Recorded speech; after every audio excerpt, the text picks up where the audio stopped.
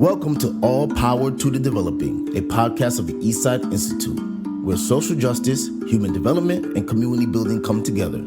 This is where you will meet activists, artists, teachers, scholars, helpers, and healers who are bringing creativity, hope, and possibility to individuals and communities all over the world.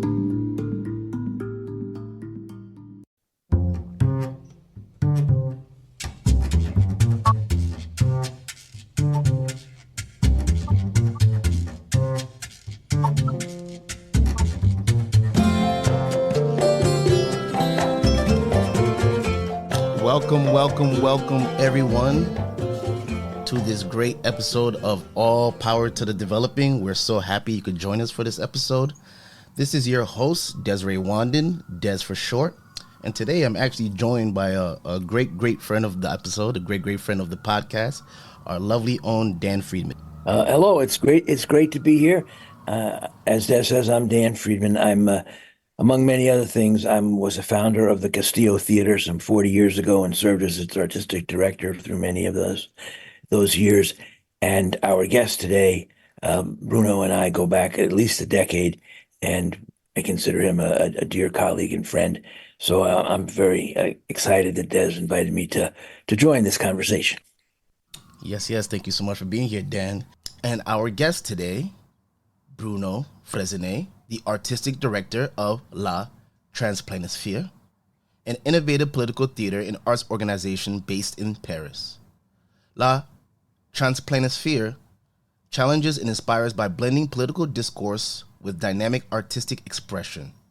Today we'll dive into how Bruno's work pushes the boundaries of theater to engage with pressing global issues.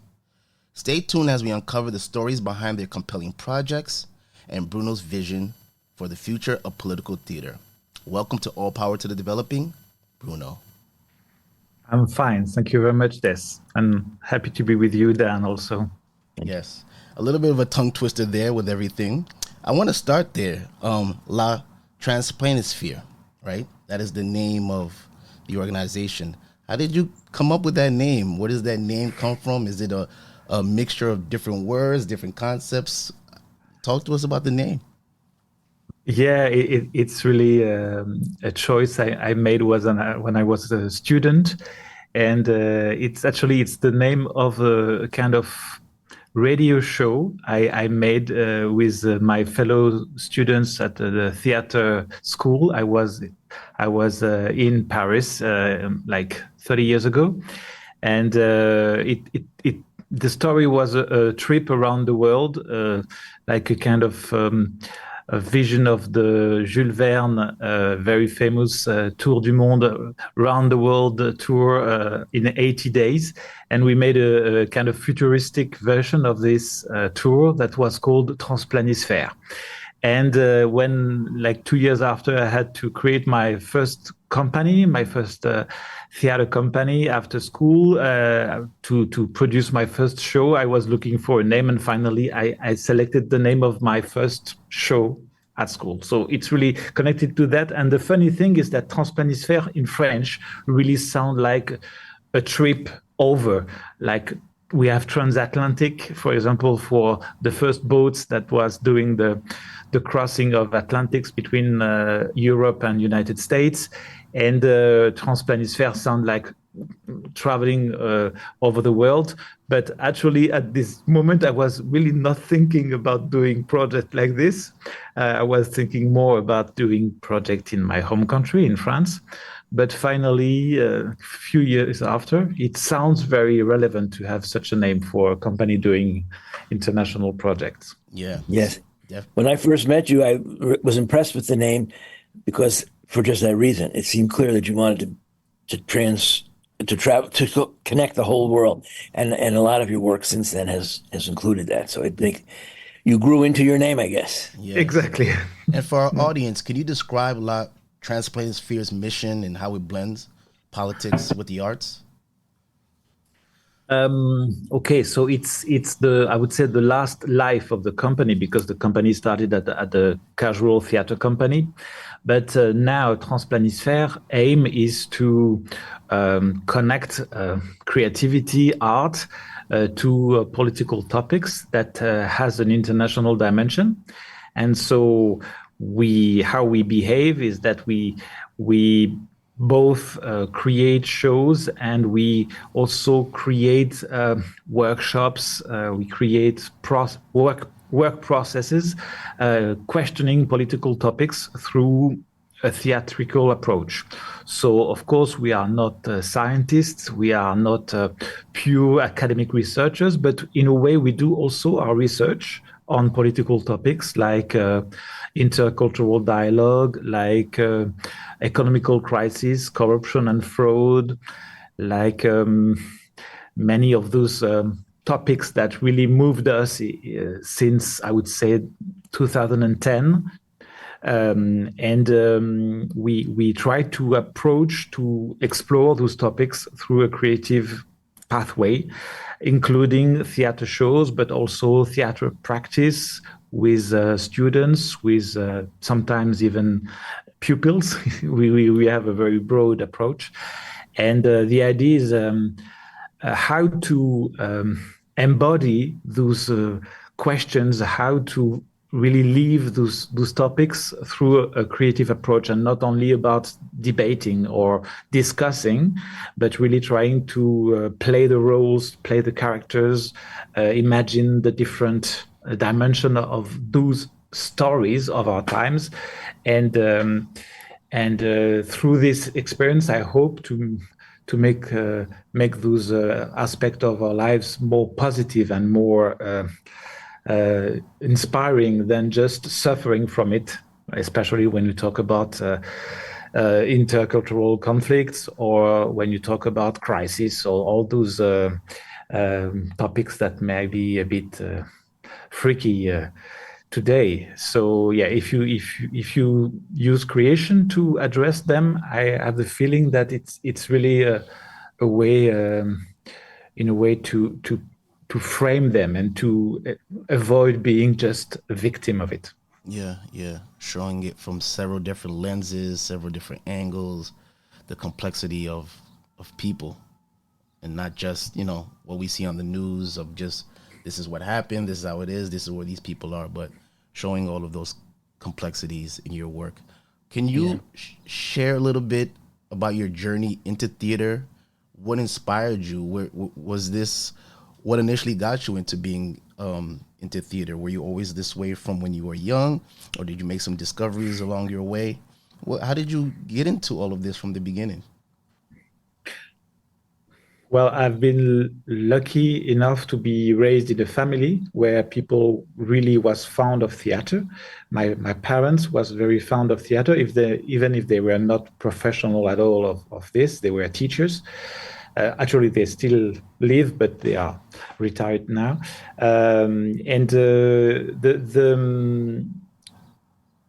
Well, I had the first opportunity to perform at school. For me, it was really great because it was an occasion to get the attention of my fellow friends, and I wanted, at first, I really wanted to be seen. So it was really a very childish approach, like, please look at me and give me some interest. And then what I really found in theater was this collaborative work, this co-creation work that was very new to me, because at school we were really in a relation of everybody is on his track or her track and try to learn, but very individually, and theater brought me really the collective dimension. You can also find it at sports, for example, collective sports, I mean.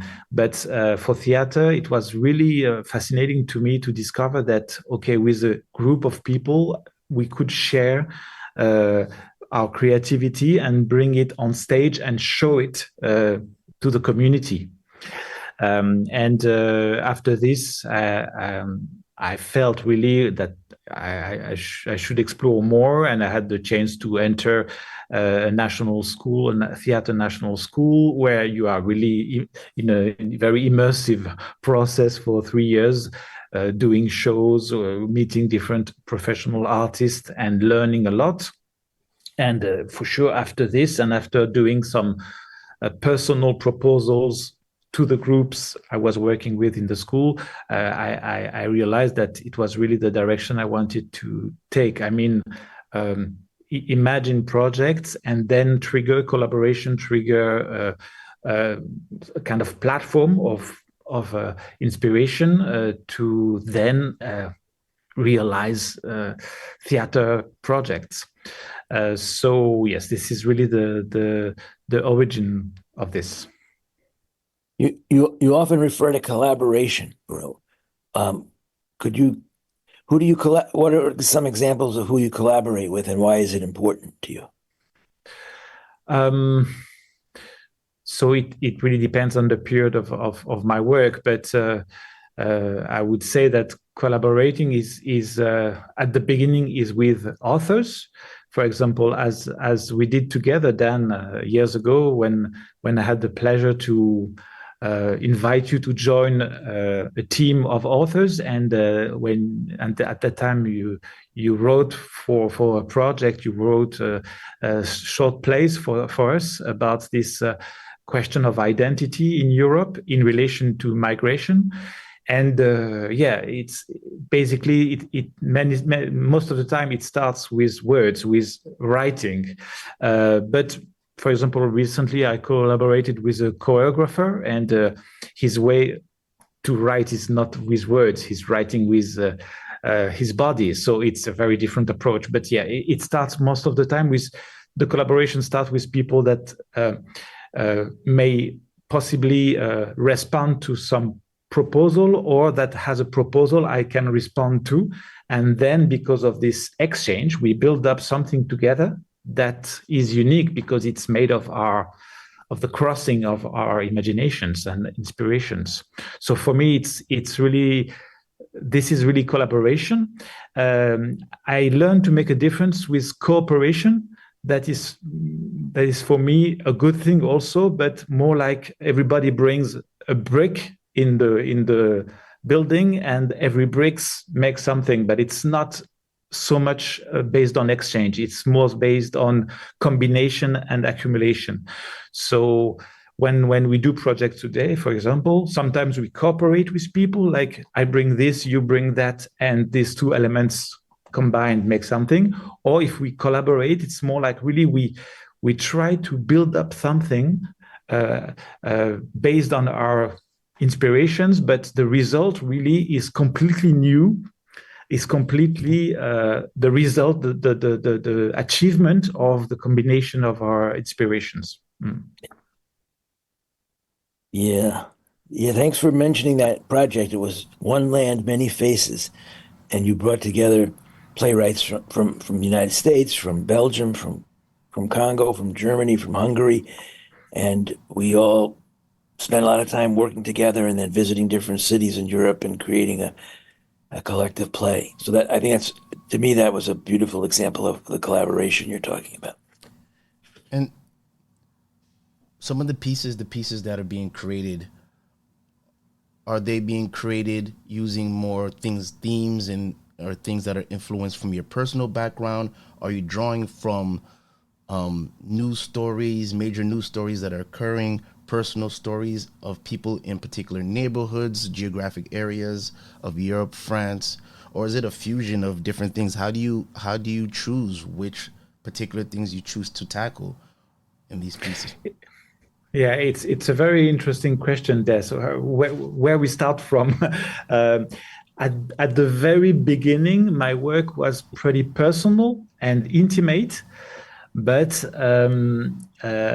after a few years of work, I was very shocked by the state of the world. It's very general statement, but let's start from something very concrete for you guys. 9/11, the 9/11 event, let's say, was very a shock, not only for New Yorkers or Americans. It was really a shock for all of us, and also because after this there were some attacks in Europe, several attacks that was very shocking, and it lasts for years and years because the last attacks are pretty recent.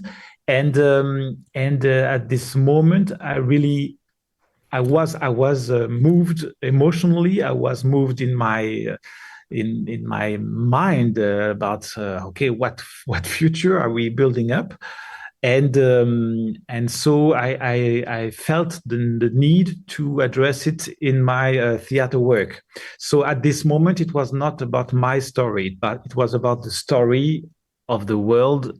Of course, I belong to, but we all belong to this world, and how to address this world with the with a kind of stage that allow us to encounter on it and to tell a story on it.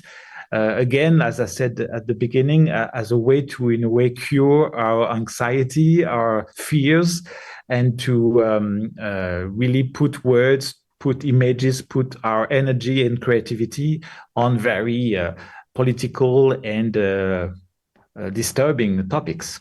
So I had the chance to work on a play written by David Hare. Actually, I came to New York. It was my first time in New York in 2005. And this play is called Stuff Happens. It was performed at the Public Theater. And this play was dealing with this period of 9/11 around the Bush administration and the Blair administration in UK and a little bit of UN and the French administration. And this play was really trying to explain the mechanism from 9/11 to the Iraqi war. And after this experience made only in France, because the play was adapted in different countries and my company was the one adapting it for France. After this, I said to myself, okay, then next step is to go to international project and to address those topics, not with only French people, but with Europeans or with people from the world like you, Dan, and like other people we worked with on the project after Stuff Happens, after this David Hare play we created in France. So yes, so now I would say that we don't address I don't address my personal story, but for sure you never know what is personal when you try to express something. But for sure, if the company works on international project, it's because I have this energy, I have this interest, and I'm not the only one to have this interest. So pretty easily, this interest can meet other people's interest and be achieved into a kind of a long-term experience for the company to do this kind of cooperation project. Sorry, it was a very long sentence, but I hope you are still with me. Okay, good. Yes. And there's also something that makes all this possible, and it's not a promotional page, but I have to recognize it because it's so special. Is that in Europe we have this union, we have this European Union that is sometimes from United States or from many corners of the world. It's a very bizarre thing. How is it possible that countries with different language, different culture decide to make a union? And this union, because they need us to work together, because if we don't work together, it's just an economical union. So they triggered programs to support culture, to support artists, to design projects of cooperation. And it's really through this space offered by EU that my company and a lot of different organizations we work with, all together, we take this space offered by EU and we invest it, we occupy it in a way with projects, political projects, and even those projects sometimes criticize EU. It's not a problem. It's even in EU, a lot of people criticize EU, even in the administration, everywhere. So it's part of the game, but it's alive. It's something happening thanks to this kind of strange combination of countries, of European countries working together and allowing us to invite people out of Europe, like you, Dan, Well, we also invited a Korean author in the project, a Belgium Congolese author. So it was really not only for Europe. Right. Well, because the world is moving to Europe, among other things. Yep, the whole world is moving around. And if it's okay, Des, I want to just for the audience to be clear, in addition to creating plays in this very creative and collaborative way, you also do workshops, right? You're in residence at a high school, at a school in the suburbs of Paris, and you do other things with young people that are different than a professional play. Could you talk a little bit about that? Yes. But here, I suppose, in a way, we also have a lot of similarities with the work you've been doing with your theater, Dan. Well, when you develop a project in France funded by public authorities, it's in a way part of the game that you also develop activities towards the public, workshop activities. So the public is not only an audience, but is also interacting with you, is also participating to the things you develop. So there are many options here, but at the beginning, the idea was pretty simple. For example, when we were doing Stuff Happens, we had to do workshop at schools and meet a lot of students, and a lot of them were convinced that it was something made up by the US administration. For example, this 9/11 events, there were a lot of conspiracy theories. So our work was really to say, okay, guys, let's read the play together, let's question what we know, let's play the roles, and let's quit preconceived ideas or message you hear from internet, etc. Little by little, this activity that was a bit like an extension became really a core of our activities, because meeting you, Dan, meeting also different stakeholders in Europe, I realized that there were a lot of potential things to develop here to make those workshops, especially with students, but not only, also with adults sometimes. They were a great space to explore, and here it was possible to imagine methods. For example, what we call the pedagogical sequence, how to explore a topic through theater in, let's say, 10 sessions. So you have a plan of 10 sessions with a group, and little by little, you go through a topic and you explore it with theatrical tools.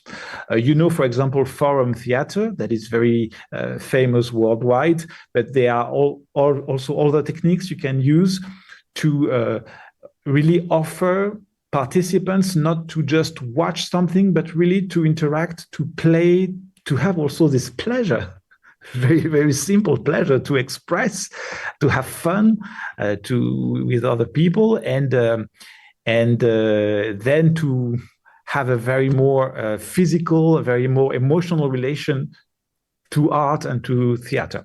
So we developed it, also with the support of EU, and among our work today, we design those methods, those pedagogical sequences, those programs of workshop. And sometimes we do it in a school, for example. As you said, Dan, we work with Lycée Albert Schweitzer. So it's, let's say, Albert Schweitzer High School in the suburb of Paris. And with that, the students of that school, we have some sessions like once a week or some weekends. And sometimes we also do youth exchanges, for example. So we go with a group from this school into another location in Europe. They meet other students and they have a 1 week full-time immersed together to, let's say, create a kind of show with the different artists involved as facilitators. So this is a typical kind of activity we have. And to run those activities, we have methods we test before, like with small groups, and then when the methods are okay and function, we can propose them to bigger groups and organize this kind of workshops. And our purpose is to make it free for the participants. So sometimes I know it's a bit weird to say this, but we have this support to make it free. So there are different organizations in Europe, public, sometimes private, that support us. So the money issue is not a problem for participants. It's really based on volunteering, on curiosity from the youngsters, but there's no discrimination regarding their capacity to pay the flight or to pay us. We are supported by public entities to make it. Yes. That's just to, add that for our American listeners. It's so different here, obviously, where everything is private enterprise, and we don't have very much support for the arts. It's very, very different atmosphere in France and much of Europe. Yeah. When we come back, we're going to take a short commercial break. When we come back from that commercial break, we're going to learn much more about what Bruno is doing. We're going to get deeper into his work, and we're going to get his thoughts on how he feels about the world of theater today and where we're going in that world. This is All Power to the Developing. Thank you for listening, and we will be back right after this short commercial break.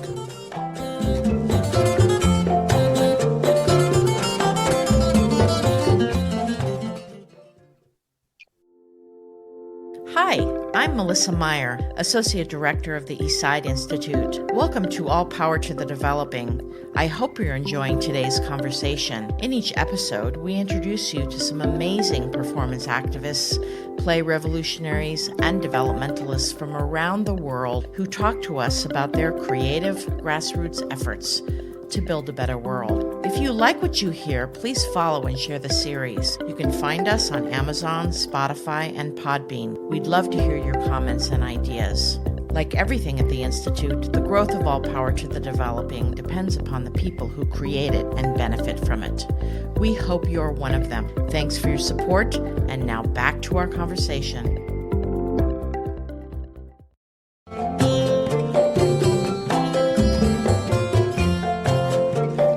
We are back. All Power to the Developing. We are back with Bruno. You said so much so far, and it's such amazing work that you're doing. Could you highlight maybe one or two projects that have been particularly very impactful, that maybe are cinched in your brain, or you remember? I'm sure you've done so many over the years, and you can remember many of them, but maybe can you highlight one or two that have been very impactful? I really want to talk about a series of projects we did to bring methods for teachers that wants to address political topics with their students, with their kids, or at school through theater, through a theatrical approach. And it was very new for us. We started doing this kind of project in 2018, so like 6 years ago, because the National School of Ireland, called Gaiety School of Acting, invited us to join a project they were leading. And they wanted to bring at school a method for intercultural dialogue, and they found us as a activist for intercultural dialogue, even if it was not at school. And they said, well, please find a school in France and join the project. And so we did it. And we learned a lot with them, how to really share with teachers methods to use theater. And what I learned through this, and then other projects came after, and one is called Horatio Mix. It's really one of the key projects we finished just a year ago. It's really about the fact that if you have a cultural background, you have a lot of images of heroes in your memory, in your vision, in your, I would say, in your mental space. But when you share it with your fellows, with the other students of the classroom, for example, you may discover that some of the heroes you have in mind, they are completely unknown to the others because they come from your cultural background and they are not shared. Among the heroes shared, for example, we have the Marvels, for sure, because of the success of those movies in the world. But there are some heroes that are less famous. And when we ask the students to put their heroes on the table and then to imagine new ones all together based on what they already have, then little by little, they could imagine the stories of those heroes together and imagine, this basic structure of the hero's journey. It's really the Greeks that gave us this legacy of the traditional pathway of a story from the beginning of the journey to the different steps, surprises, meetings, encounters, etc., and at the end a kind of climax, and then a resolution and a learning out of this story. This structure, we found a process to allow students with their heroes to imagine new heroes they share, and then to imagine the story for their heroes, and then to perform it. And so this simple thing creates a great common between the people working on it, because really they start from what they can bring. So they start from them, but they also discover what the others bring. And through this exchange, they build up something common, a story. And this story finally performed, finally presented to the community, allow them to tell everyone, okay, we can share something, we can even build up something together. And this something is exciting, funny, creative. So this is, I would say, very much more positive than just an intercultural exchange where you eat the food of the community and say, oh, it's nice. And it's really a touristic approach I really don't like so much. So here it's very different. You build up something together. And this technique, we try to use it in different ways today, especially because Europe is really, but not only Europe, but the world is really shaken by wars, and especially the war in Ukraine and the war in Palestine. And it's like this tension is everywhere in society.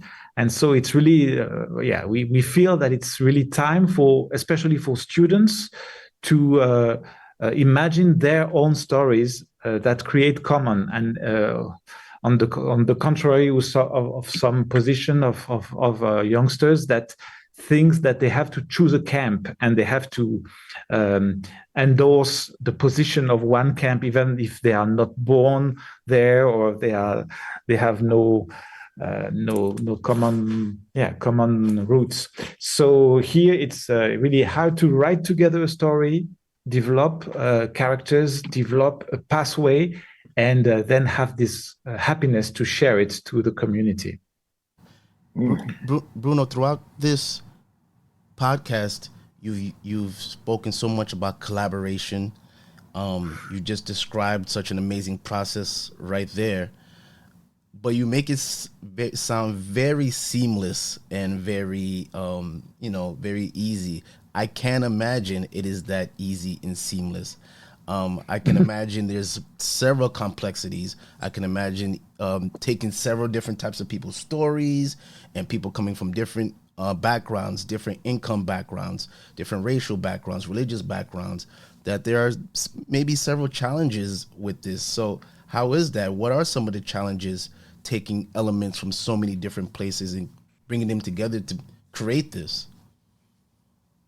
Yeah, for sure. You're right. I want to make it positive because I want people to smile about it, not to feel all the difficulties we had to face.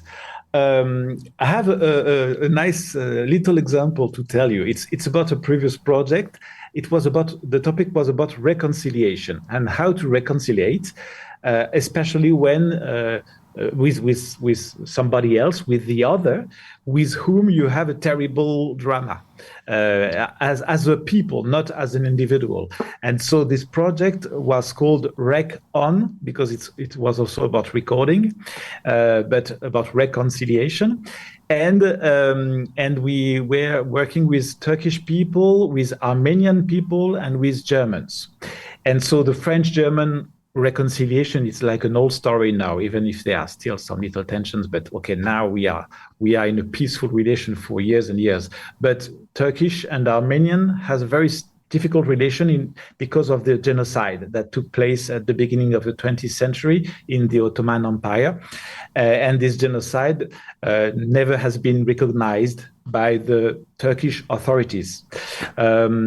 It has been recognized by some Turkish people, luckily, but okay, this point is still a problem. And the funny thing is that in Paris, there is an Armenian community and a Turkish community speaking French, because some of them even are born in French for 2 or 3 generations. Turkish community is more recent, but also really in the landscape for years and years. And the crazy thing was that if they were facing each other in a group work, and they were starting discussing about historical truth, historical facts, it was so difficult. But when it was about improvising a scene where the topic was a genocide, for example, and there were executioners and there were victims, and then it was playful. It was okay to go through characters, to go through a gaming approach, a performing art approach. It was okay to work together. And you could really feel that. I don't want to say that we have to skip discussion and we have to skip debate. I just could testimony that for sure when you play, you find your kid in a way. You find the kid in you. You find this kind of openness and lightweight. I don't know what to call it, and it can really build up a relation with the other that could seem to you like the complete enemy, but through this gaming thing and for sure theatrical, playful thing, it changes totally. And so this was a great reward for me to see those moments, and to know that after this project, the connection stayed, because in the case of Armenians and Turkish people, and it's complicated to summarize Turkish people because there are so many also subgroups, but they have so much in common in their culture. They have so much about food, music, about colors, about smell, everything. So it's easier for them to discuss and be friendly than to be opposite because of historical and political reasons. But okay, this was like an ideal moment, but it can be brought by theater. So just wanted to mention it. Yeah, you said there that was the reward, and earlier you also said you spoke about the emotional connection of people that take some of these workshops, them developing more of an emotional connection to theater. Do you think that is the reward of theater? What to you is the reward of theater? You've also alluded to theater playing a major role in your life. Your family brought you into it. You're traveling around across Europe, collaborating with others using theater. The work that you're doing, bringing a lot of these political and social issues, uses theater. So to you, what is the reward? What is the reward? You've described the reward in creating this piece and seeing what came out of this piece. But I kind of like that word you use. You use reward, and through this kind of painful, not painful, but can be very complex process. I'm sure there's a lot of ups. I'm sure there's a lot of downs to come out of this other side and get this reward. How do you view it for others going through theater, yourself? Yeah, I think it's a moment of tune, a moment of harmony. We I don't know if we all look for it, but actually I look for it for sure. If through a project you can create this kind of moments of tuning between people, of harmony, like an orchestra playing beautifully together, but playing in like a jam session. It's not a score. It's really something that is found by through the moments, through the playing. Yeah. If a project I'm working on can contribute to trigger this kind of moments, it's the perfect reward. And it makes me accept all the paperwork and all the management terrible things we all have to do when we develop this kind of activities. So then I don't want to use the word love because it's like it's maybe too easy, but let's find a kind of agreement, a kind of tune that for me is really the best reward I can get out of this kind of experience. Yeah. I mean, I can see why you say love is an easy word, but it's also a very powerful word. And I do hear it in what you're describing. And I hear it in you, your love for the work and for the people you work with. It's, I don't know, Des, if I'm being going ahead of where we want to be, but it really does lead me to the question of the title of this podcast, All Power to the Developing. And I wanted to ask you, what do you think that mean? What does that mean to you? And because a lot of what you're talking about resonates with me in terms of the word development, people growing, becoming qualitatively different than they were before the process. Does any of that resonate with you in your thinking?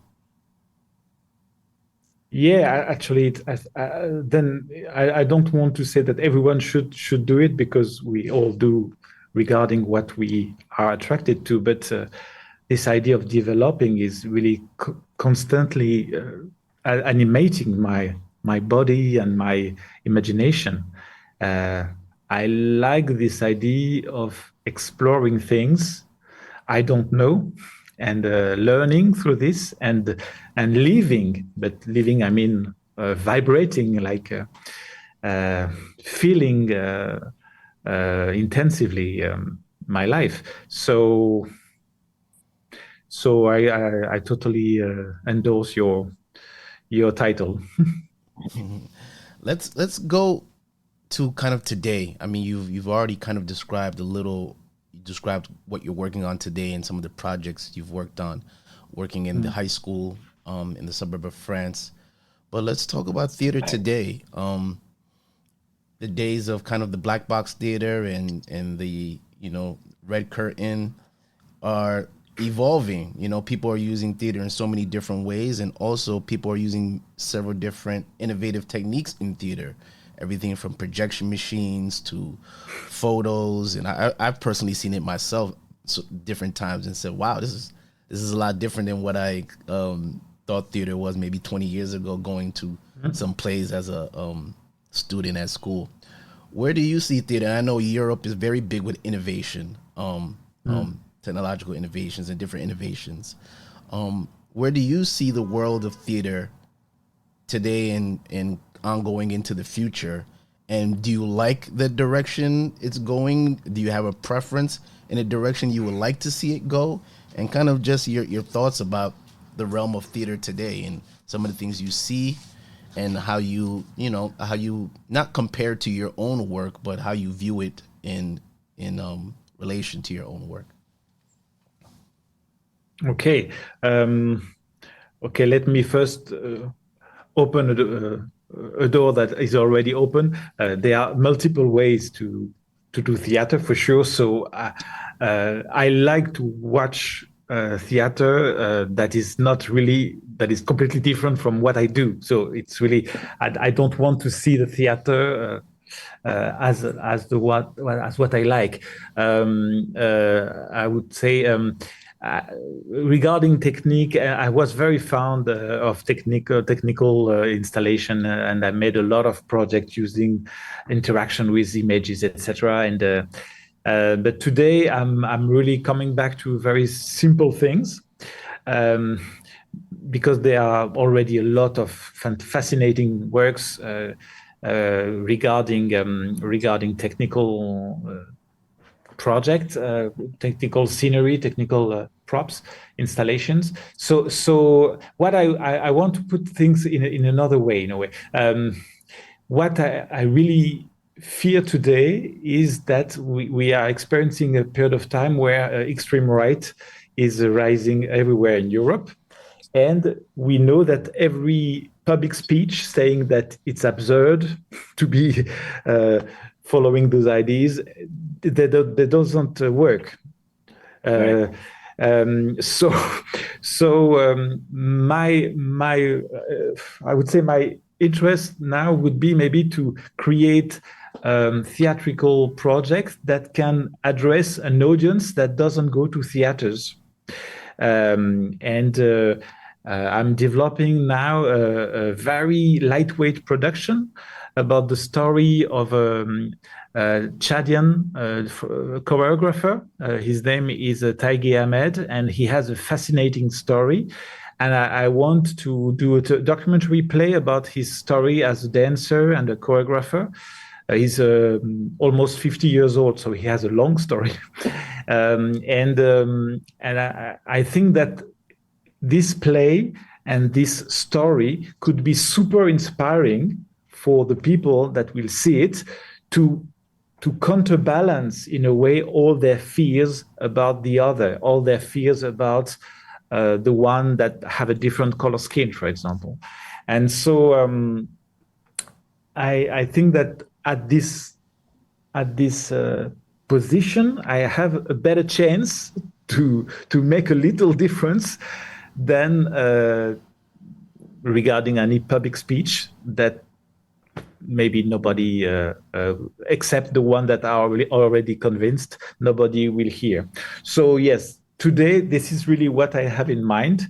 But you would have asked me 10 years ago, I was really completely working differently. So this is really what I feel today, how to make a small thing, but really to the point, that have a little chance to influence the audience, especially the young audience, because we feel that in Europe,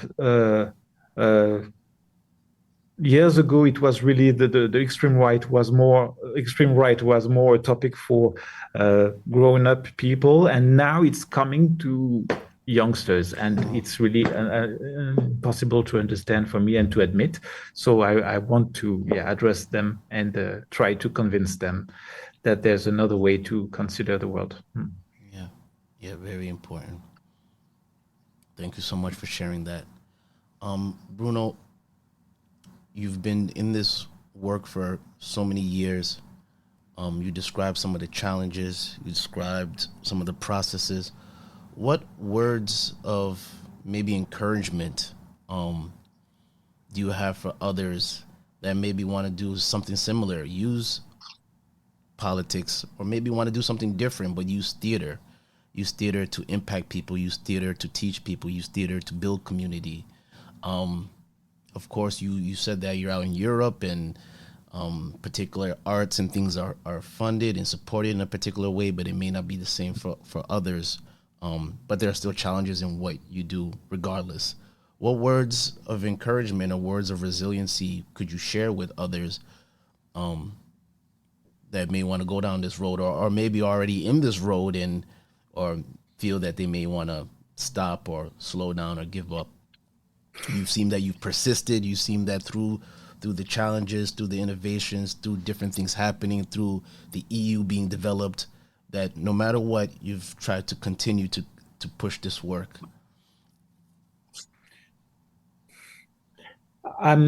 Yes, I'm already trying to do this by teaching or by mentoring other people's project, or I'm teaching also at university to do the project development.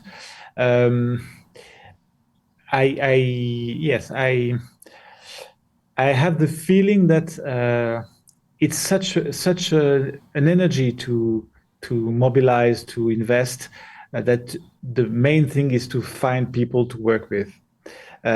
This key thing change everything. For sure, for some reasons, we sometimes want to have a personal recognition, a personal, visibility. But I really learned that the real success is when you have this multiplier effect by finding the right people to work with. So I would say to anyone that wants to, how can I help you first? Because really, many times just through a discussion, you can help someone to make more concrete its direction, its inspiration, his or her inspiration, and then really encourage the collaboration and the co-creation process with other people, for sure. And lastly, enlighten us on what's going on today with you, and what can we look forward to from you, from La Transplanisphère, and where can we find you? What sites can we find you? What social medias, if you're into social medias, where can we look forward to your work? Yeah, so we are on we have a website for sure, transplanisphère.com, and we are on Insta and LinkedIn mainly, I would say, and a little on Facebook, but not that much. And I'm not super good at it, so fortunately I have people I work with that manages, and I would say there are different expectations. You know, it's like in movies. You have people, script writers that prepare scripts, and they hope that one day the film would be shot and visible. So at the moment we have several projects ongoing, but not signed up. So we need the funding, the selection. What we developed recently is a project with Ukrainian artists, and how to write about war when you are in a situation of war. So it's not after, it's during. And there are a lot of artists in Europe, the refugees that have to find a place where to live, that has to find a perspective because they don't know if they will come back or not, etc. Yes, the idea is to develop programs to help them to write about it, and not only to be stuck in their shock of what my life will be made of. So I hope this program called WITO, Writings in Times of War, will be at stake at the end of this year. We are expecting a positive answer from EU about this project. And yes, I hope this kind of experience between Europeans and Ukrainians will give more strength to artists in times of war. Yeah, thank you. Thank you so much. That sounds great. Yeah, absolutely. We would like to thank you for being a guest on All Power to the Developing. Once again, we will put all of Bruno Freyssinet's info in the description, and you could find all the information right there. I would like to thank Dan Friedman for being a great co-host today and joining us on this episode of All Power to the Developing. All Power to the Developing is available on all major platforms. And if you would like to write to us to let us know what you enjoy about the podcast, you can write to us at podcast@eastsideinstitute.org. I repeat, podcast@eastsideinstitute.org. We would love to read your response, and we will read it at the end of the episode. This is All Power to Developing. Please continue your support. You could comment, you could like, you could subscribe. Show us how you feel about us. All Power to Developing. Thank you for listening, and you enjoy. Thanks, Bruno. Thank you, Des. Great conversation. Thank you, Ben.